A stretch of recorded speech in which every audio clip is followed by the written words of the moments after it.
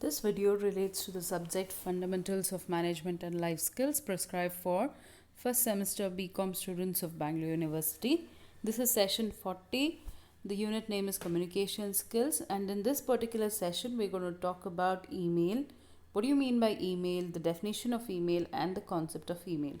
At the end of the session, the students are expected to understand the meaning of email, its types, and also its advantages and disadvantages. Now, today's era is completely of electronic communication, where e communication is considered as the basic means of communication all over the world.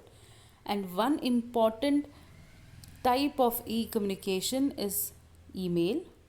And in this session, we're going to talk about what is an email, what are types of email, and what is its basic advantages and disadvantages. Now, as I was earlier telling you, email is the most common form of communication nowadays. You send an email for all official purposes. Emails are being used. Even for personal purpose, email is not that very popular as of now, but it is being used all over the world very popularly. Email writing involves composing, sending, sorting, and receiving messages over an electronic communication system. Email stands for electronic mail, and email is preferred over other forms of communication as it is cheaper and faster. This, in fact, combines the advantages of both oral as well as written communication.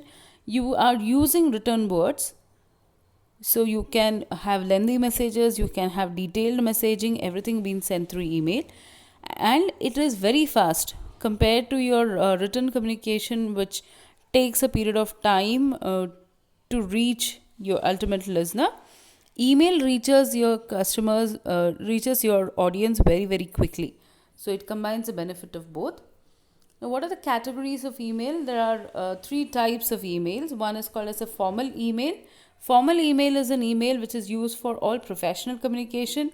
This includes email written to companies, government, schools, departments, authorities, or any other officers. So any official purpose you are sending an email, that is called as a formal email. There are also informal emails. Informal emails are emails returned to any of your relatives, friends, or family. There are no particular rules for informal email writing. Yeah, you can use any language of your choice. You can write, there's no formatting as such. You can write it in any way. It's your personal mail written to your personal people. So there's no etiquette which is followed there. Then there's a semi-formal email. This is an email written for a colleague or a teammate within a project, which come under this category. The language used is simple, friendly, and very casual.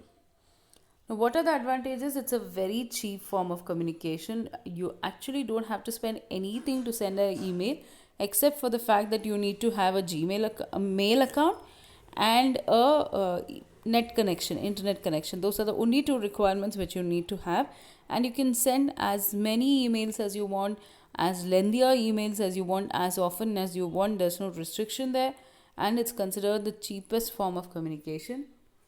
It helps to contact or send information to a large group of people. It's very easy to send one communication to a large group of people. You just have to address them. You just have to include their mail IDs, and you can send information to a very large group, and there's no cost involved. It provides a written record of communication. Emails are permanent written records of communication, so you can use them for further reference.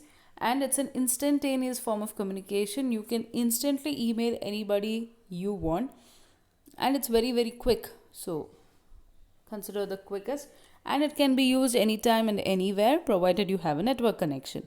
So if you have a network connection, you can use your emails anytime and anywhere you want.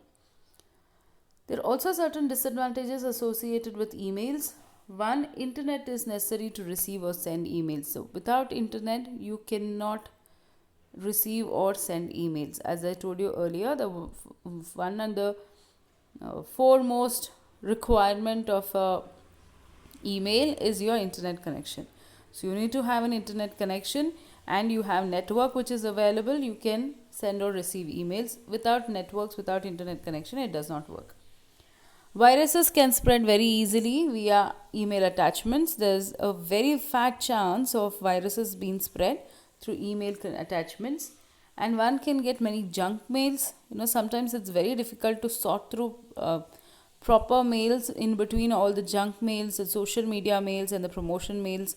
In between, in order to actually search for your mails, is very difficult. There's no guarantee if the reader reads the email. You cannot know if the other person has read the email or not. It's very difficult to find out, and the details can be used for identity theft. Though, having said that, these are the advantages and disadvantages, emails are an integral part of today's life.